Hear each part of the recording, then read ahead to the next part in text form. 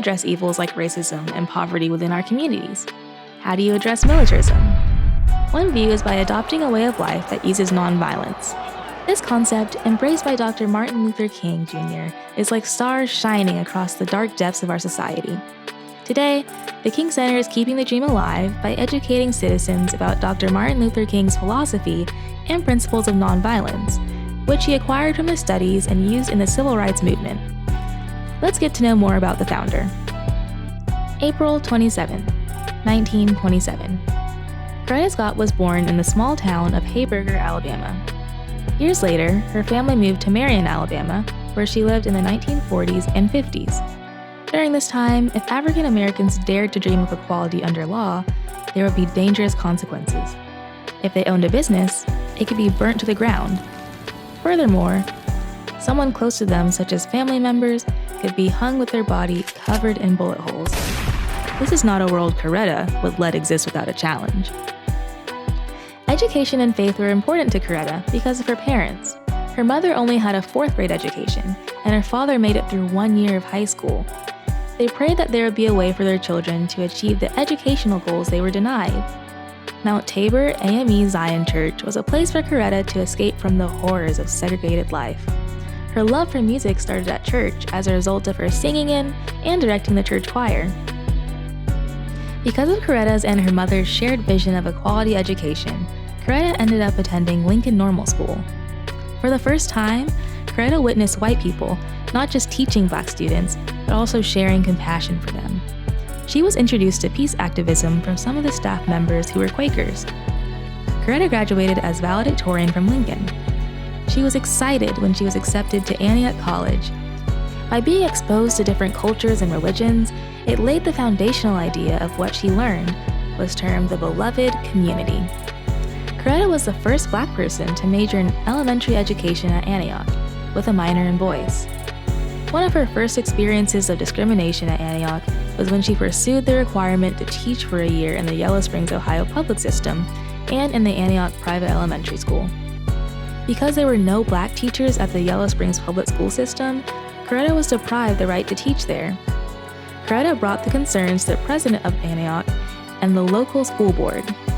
They gave her 2 options: to teach at the segregated school in Xenia, Ohio, or teach another year at the Antioch private school. Presented with these unfair options, she chose to keep her eyes on the goal, and to do another year practicing at the Antioch private school.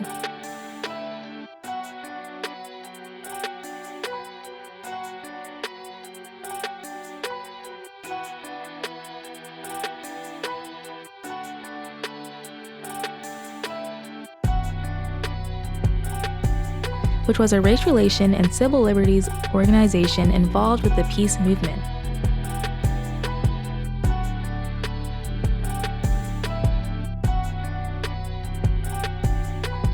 She, as many other unsung heroes and heroines, was involved in the movement.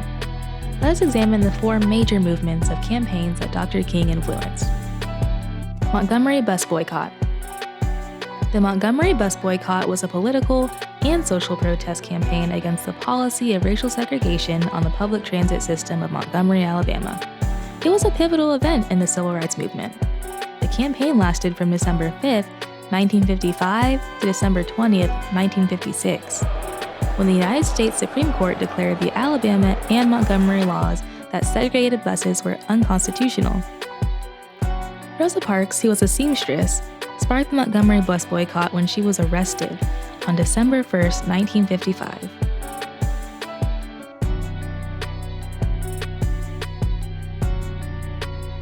Moments later, seats on the bus were filling up, which meant by law, as a Black person, she had to give up her seat to any white person now boarding the bus. Rosa Parks refused to give up her seat, which led to her being arrested.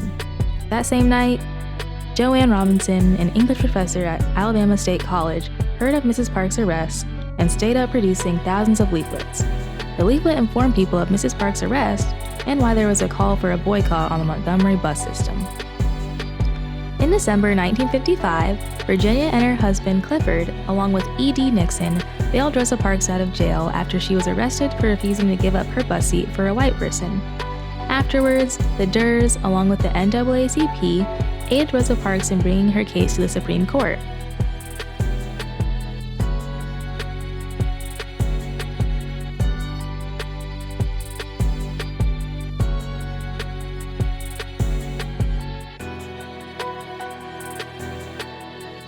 Freedom Riders.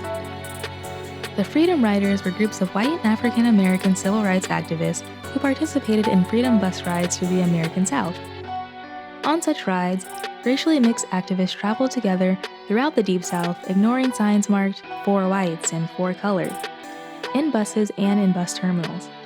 The riders endured beatings and arson attempts from white supremacist mobs, but their struggles paid off when segregationist policies on interstate bus and rail lines were struck down.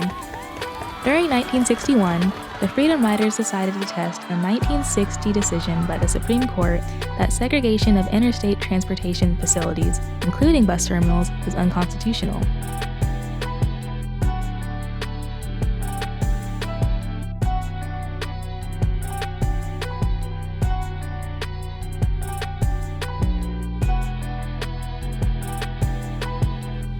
Diane Nash, who was an American civil rights activist and a leader and a strategist of the student wing of the civil rights movement.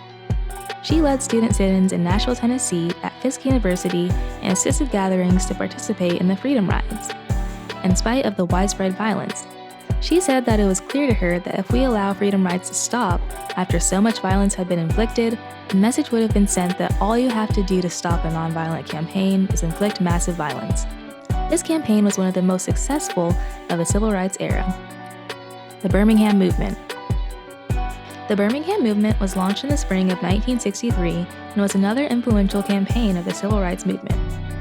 It would be a start of a series of lunch counter sit-ins, marches on the City Hall, and boycotts on the downtown merchants to protest segregation laws in the city. However, the peaceful demonstrations were met with violent attacks using high-pressure fire hoses and police dogs on men and women and children alike, which reduced some of the most iconic and troubling images of the civil rights movement. The movement included the historic Children's Crusade. On May 2, 1963, 7th grader Gwendolyn Sanders helped organize classmates, which consisted of elementary, middle, and high school students, participate in a massive walkout. More than 600 students were arrested. The youngest of these was reported to be 8 years old. The students' actions played a pivotal role in the Birmingham movement. Many important figures in the civil rights movement participated with the Birmingham movement, such as Dr. Martin Luther King Jr., James Bevel, and Reverend Fred Shuttlesworth. Dr. Dorothy Height was an American administrator and educator who worked with the civil rights and women's rights activists. She was the president of the National Council of Negro Women. At the conclusion of the Birmingham campaign, Dr. Height thanked Dr. King and others engaged in the campaign, saying, "Know that the National Council of Negro Women and all of us are hand in hand with you. All of us with our hand in God's hand."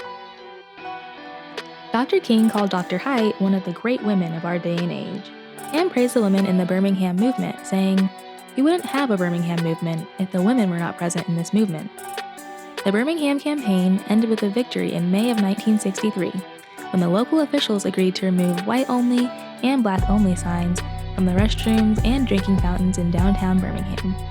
They also agreed to desegregate lunch counters and to deploy a Negro Job Improvement Plan, which released jailed demonstrators and created a biracial committee to monitor the agreement.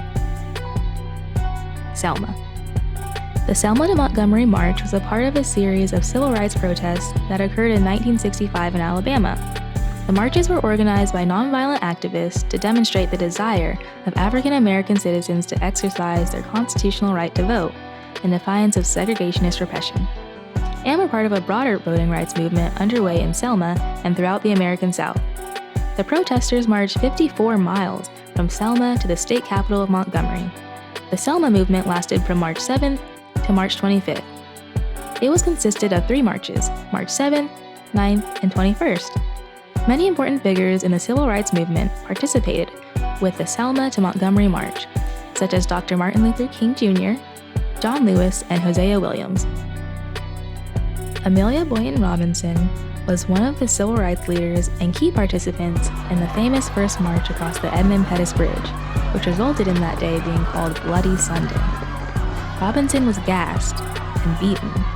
a photo of her being left for dead and others being brutally beaten on the Edmund Pettus Bridge went around the world, which helped spark an outpouring of support for the civil rights movement. Viola Liuzzo was a wife, mother of 5, and lived in Michigan. She drove to Selma after the March 7th march to become involved with the Selma movement. Viola was active in driving marchers and protesters around Selma. She became the only white woman killed in the civil rights movement. This made President Lyndon Johnson to prioritize passing voting rights bills where everyone had equal voting rights.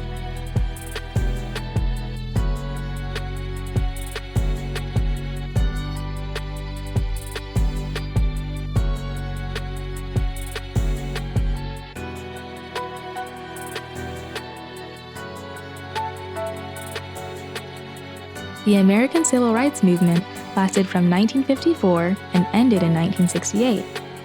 Miss Coretta Scott King founded the King Center to be a living memorial of her husband's life, legacy, and work.